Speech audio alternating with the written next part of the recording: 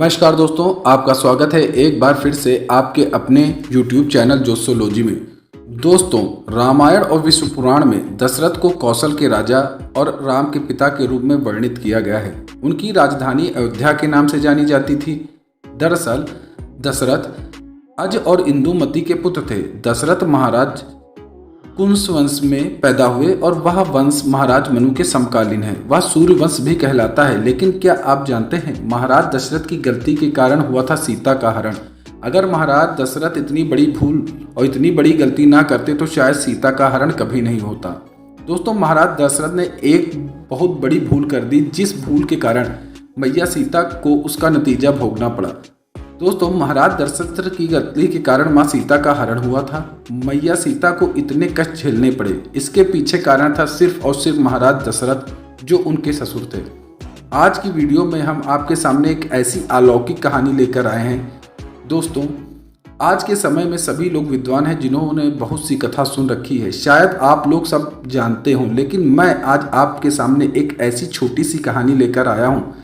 इस छोटी सी चर्चा के बारे में आपको बताएंगे। इस चर्चा को सुनने के बाद आप लोगों को मालूम पड़ेगा कि महाराज दशरथ अगर यह गलती नहीं करते तो शायद माता सीता का हरण नहीं होता। वैसे हमारे विद्वान कहते हैं रामायण की कई किताबें हैं और हर एक किताब में हर एक अलग कारण बना हुआ है। रामचरितमानस जो तुलसीदास महाराज जी की है, उनकी हर एक चौपाई मंत्र का काम करती है। तो चलिए आप लोगों का समय ज़्यादा बर्बाद ना करते हुए गौर करते हैं इस कहानी की तरफ। ऐसी कौन सी गलती हुई थी कि महाराज दशरथ से कि रावण माता सीता का हरण करके ले गया। वैसे दोस्तों, बहुत से पुराणों में अलग अलग मत मिलते हैं, सभी जगह अलग अलग प्रमाण मिले हैं। लेकिन इस कहानी के माध्यम से मैं आपको बताने की कोशिश करता हूँ कि जब भगवान श्री राम, लक्ष्मण, भरत, शत्रुघ्न चारों भाइयों की शादी हो गई और बारात लौटकर वापस अपने नगर में आई, तो महाराज दशरथ ने अपनी पत्नी कौशल्या से कहा कि कौशल्या, एक बात आज आप लोग गांठ बांध लीजिए, क्योंकि आज तक आप सिर्फ और सिर्फ चारों बेटों की माँ थी। आज के बाद आप लोग माँ के बावजूद 4 बहुओं की सास बन चुकी हैं। तो उन्होंने महाराज दशरथ से पूछा कि क्यों। तो महाराज कहने लगे कि सास और बहू का धर्म क्या होता है। जिस घर में बेटे की बहू आ जाए उस घर में सास का यह धर्म बनता है।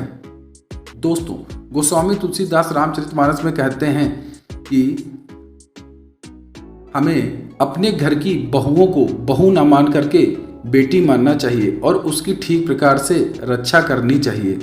दोस्तों, कहा जाता है कि जैसे राम जी और लक्ष्मण सभी के विवाह के 4-6 दिन निकल गए, तो एक दिन महाराज दशरथ के दिमाग में एक बात आई और महाराज ने विचार किया, क्यों ना मैं अपने 4 बहुओं की परीक्षा लूं, देखूं मेरी कौन सी बहू कितनी चतुर है। महाराज दशरथ ने अपनी 4 बहुओं को भगवान श्री राम, लक्ष्मण, भरत, शत्रुघ्न चारों बेटों की पत्नियों को, सीता, मांडवी, श्रुत, कीर्ति और लक्ष्मण की पत्नी उर्मिला, इन चारों को अपने पास बुलाया और चारों को पास में बुलाकर कहा, बेटा देखो चारों, तुम मेरी पुत्री समान हो, मेरी पुत्री हो तो मेरा एक आदेश है, तुम्हारे लिए अब चारों बहुएं खड़ी हुई हैं और महाराज दशरथ आदेश कर रहे हैं। सभी ने कहा, कहो पिताजी क्या आदेश है। महाराज ने कहा, आदेश यह कि आज तुम अलग अलग रसोई बनाओगी, तुम चारों अपने हाथ से मेरे लिए खाना बनाकर लेकर आओगी, फिर देखते हैं कि कौन बहू कितनी चतुर है और कितनी जल्दी खाना बना लेती है। अब चारों बहू वहां से चली गई। सभी के दिमाग में यह बात आई कि पहले मैं पहुंच जाऊं और सब लोग इसी विचार से काम को करने लगे। दोस्तों, कहा जाता है उन सभी ने भोजन बनाना शुरू किया और 56 प्रकार के व्यंजन बनाकर तैयार किए। तो सबसे पहले भरत की पत्नी, जिसका नाम मांडवी, वह खाना लेकर चली। तो उन्होंने बहुत अच्छे से थाली को सजा लिया। थाली में तरह तरह के पकवान रखे और ले जाकर थाली महाराज के सामने रख दी। जिस चौक पर महाराज दशरथ बैठे हुए थे वहीं उन्होंने थाली ले जाकर रख दी और कहा, पिताजी भोजन करिए। लेकिन मांडवी एक भूल गई कि खाना खाने वाले को खाना देने से पहले पानी भी दिया जाता है। महाराज दशरथ ने देखा कि यह भरत की पत्नी है, चलो कोई बात नहीं, अभी छोटी है, नादान है, शायद अकल आ जाए। महाराज दशरथ ने मांडवी के हाथ से भोजन की थाली ले ली और वहीं पर रखी और बोला, बेटा आप जाओ, हम थोड़ी देर में खा लेंगे। लेकिन फिर दोस्तों, तब लक्ष्मण की पत्नी उर्मिला आई। उन्होंने भी बहुत जल्दी जल्दी में भोजन बनाया। उर्मिला ने भी एक थाली में भोजन सजाया, अच्छे तरीके से भोजन थाली में लगाया और थाली सजाने के बाद उर्मिला भी भूल गई कि महाराज दशरथ को पानी भी देना है। दोस्तों, उर्मिला भोजन की थाली लेकर अपने ससुर यानी महाराज दशरथ के पास पहुंची। तब महाराज दशरथ समझ गए कि लगता है यह बहू भी बिल्कुल वैसी ही है। दोस्तों, यह बात सच है कि अगर किसी को भोजन दिया जाता है तो भोजन खाने वाले को भोजन देने से पहले पानी जरूर देना चाहिए। लेकिन उर्मिला भी भूल गई। महाराज दशरथ ने उनके हाथों से थाली ली और तीसरे नंबर की बहू शत्रुघ्न की पत्नी जिसका नाम श्रुतकीर्ति था और जल्दी जल्दी में भोजन लेकर आई। और भोजन इतना सुंदर बनाया था, इतना स्वादिष्ट बनाया था जिसका कोई जवाब नहीं। लेकिन उससे भी एक गलती हो गई। श्रुतकीर्ति हाथ में भोजन की थाली लेके चली, लेकिन महाराज दशरथ को जल देना भूल गई। अब महाराज दशरथ श्रुतकीर्ति के हाथ से भी भोजन की थाली ले ली और वहीं पर रख दी और कहने लगे, बेटा आप जाइए, मैं थोड़ी देर में भोजन कर लूंगा। इस तरीके से तीनों थालियां उनके समक्ष प्रस्तुत थी। भरत की पत्नी, लक्ष्मण की पत्नी और शत्रुघ्न की पत्नी महाराज दशरथ के इंतजार में थी कि कब वे बुलाते हैं और उन्हें बताते हैं कि इसका भोजन अच्छा लगा। दोस्तों, महाराज दशरथ विचार कर रहे थे कि मेरे भोले भाले मेरे बेटे राम की पत्नी सीता भी भोली है, क्योंकि वह थोड़ी चतुर भी थी, इसलिए भोजन बनाकर जल्दी ले। लेकिन इधर जगत भवानी माता सीता ने बहुत सुंदर तरीके से सूर्य पाक भोजन बनाया, इतने सुंदर तरीके से कि जिसमें सुगंध ही कुछ अलग आ रही थी। मैया सीता ने एक थाली में भोजन लगाया, 56 प्रकार के व्यंजनों को एक थाली में लगाया और थाली में लगा करके अपने हाथ में थाली उठाई और चलने के लिए तैयार हुई। तब माँ सीता को ध्यान आया कि किसी को भोजन देने से पहले पानी दिया जाता है। अब मैया सीता ने विचार किया, मैं तो पहले से इतनी लेट हो गई, मेरी तीनों बहुएं और मेरी बहनें ससुर के पास भोजन लेकर पहुंच गई, मेरे पिताजी क्या सोचेंगे। तब मैया सीता ने कौन सा काम किया। सीता माता ने एक हाथ में भोजन की थाली ली और एक हाथ में जल का लोटा। महाराज दशरथ बीच चौक पर बैठे हुए हैं और रसोई में जैसे ही मैया सीता एक हाथ में भोजन थाली लेकर उनके हाथ में जल का लोटा लेकर आई, रसोई की चौखट पे एक पैर अंदर और बाहर रखती तो महाराज दशरथ की नजर पड़ गई। सीता आ गई, लेकिन मुझे लगता है हाँ वास्तव में थोड़ी देर से जरूर, लेकिन मेरी बड़ी बहू बहुत चतुर है, एक हाथ में जल का लोटा और एक हाथ में भोजन की थाली लेकर आ रही। तब क्या हुआ, सीता माता ने भी देख लिया कि मेरे पिताजी मेरे ससुर मुझे देख रहे हैं, पता नहीं क्या जवाब देंगे। ऐसा विचार करते हुए मैया सीता चली आई।